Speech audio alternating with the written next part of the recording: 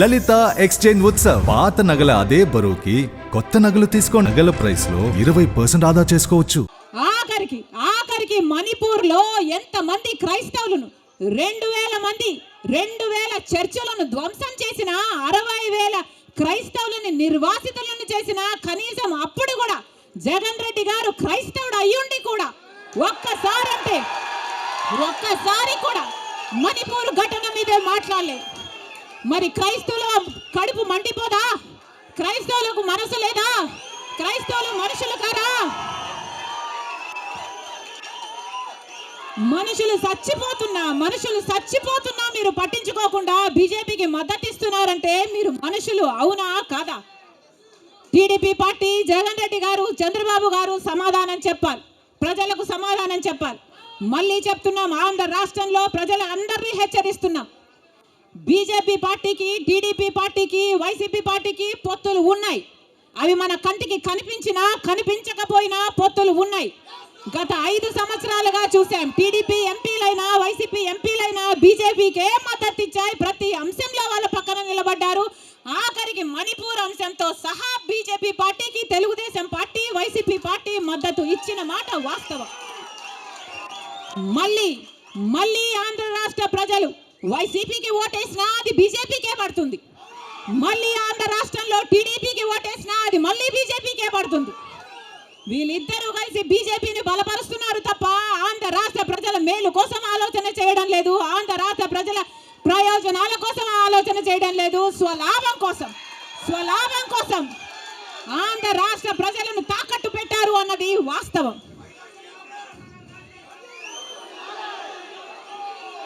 మళ్ళీ చెప్తున్నాం, రాజశేఖర్ రెడ్డి గారు బీజేపీ పార్టీకి వ్యతిరేకి.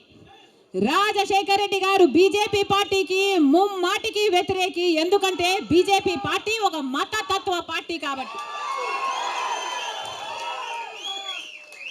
ఒక మతాన్ని రెచ్చగొడతారు, ఇంకో మతాన్ని అవమానిస్తారు.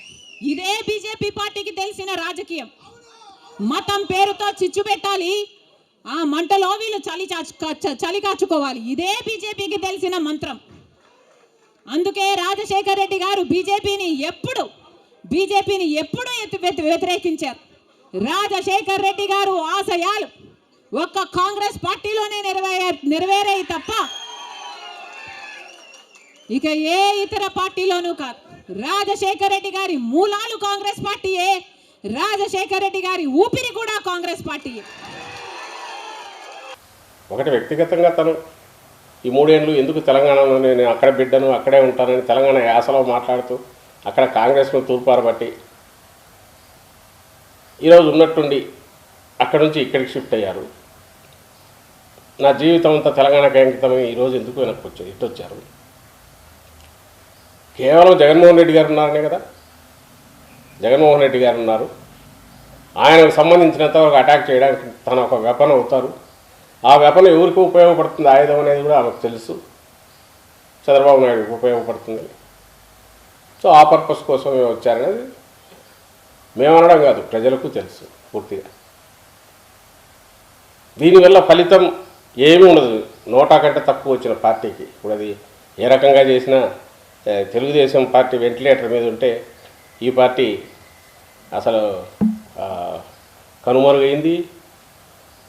దాన్ని ఏమంటారు, అసలు ఎవరికి దాని గురించి అనుకును ఆ పార్టీ నాయకులు అనబడే వాళ్ళు కూడా ఎవరు లేరు.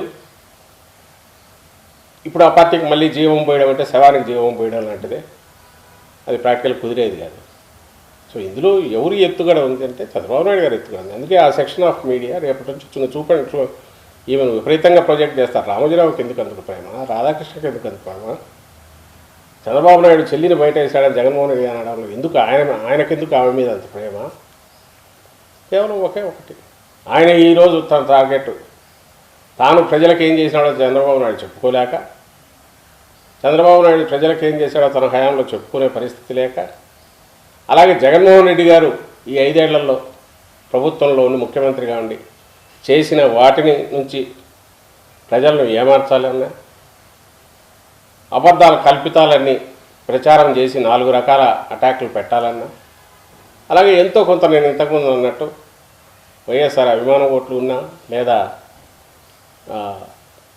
దళితులు, ఎస్సీలు, మైనారిటీల్లో ఏదైనా కొంచెం చీలిక ఏమైనా తీసుకురావచ్చు అనే ఉద్దేశంతో అనే కుట్రతో చేసిన పథకం భారీ కుట్రలో ఈమె ఒక వస్త్రమయ్యారు, ఈరోజు ఇక్కడికి వచ్చారనేది స్పష్టంగా కనపడుతుంది.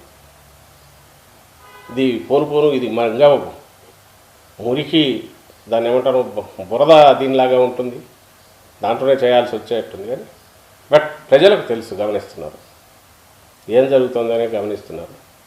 ఎవరైనా కన్ఫ్యూజన్ గురవుతారేమో ఉద్దేశంతో మళ్ళీ చెప్తున్నాం, రాష్ట్రంలో ఉన్నది ఒకటే కాంగ్రెస్ పార్టీ, అది వైఎస్ఆర్ కాంగ్రెస్ పార్టీ. హస్తం గుర్తు, చేయి గుర్తున్న కాంగ్రెస్ పార్టీ ఎప్పుడో పోయింది, అది లేదు.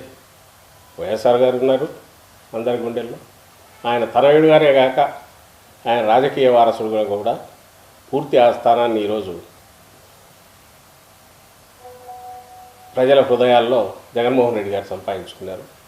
నాకు కావాల్సింది ప్రజల శ్రేయస్సు, నాకు కావాల్సింది తెలుగు ప్రజలు సంతోషంగా ఉండాలి, నాకు కావాల్సింది అక్కడ ప్రజలు బాగుండాలి, ఇక్కడ ప్రజలు బాగుండాలి. కాంగ్రెస్ పార్టీలో చేరాను కాబట్టి, కాంగ్రెస్ పార్టీ నా మీద ఆంధ్రప్రదేశ్ బాధ్యత పెట్టింది కాబట్టి ఆంధ్రప్రదేశ్కి రావాల్సి వచ్చింది.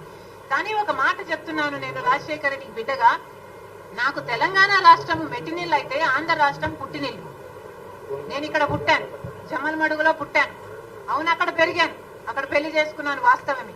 కానీ నా పుట్టినిల్లు ఇదే. ఈ రోజు రాజకీయ సినారియాలో ఎవరికైనా, ఏ మహిళకైనా, ఏ మనిషికైనా రెండు చోట్ల పనిచేసే హక్కుందా అని మీరు ఎత్తుకుంటే probably I'm the only one.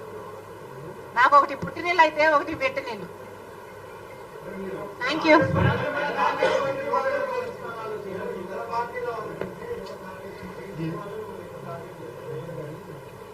ఎవరికి ఎక్కువ భయం ఉంటే వాళ్ళు ఎక్కువ టార్గెట్ చేస్తారు, ఇందులో విచిత్రం ఏముంది.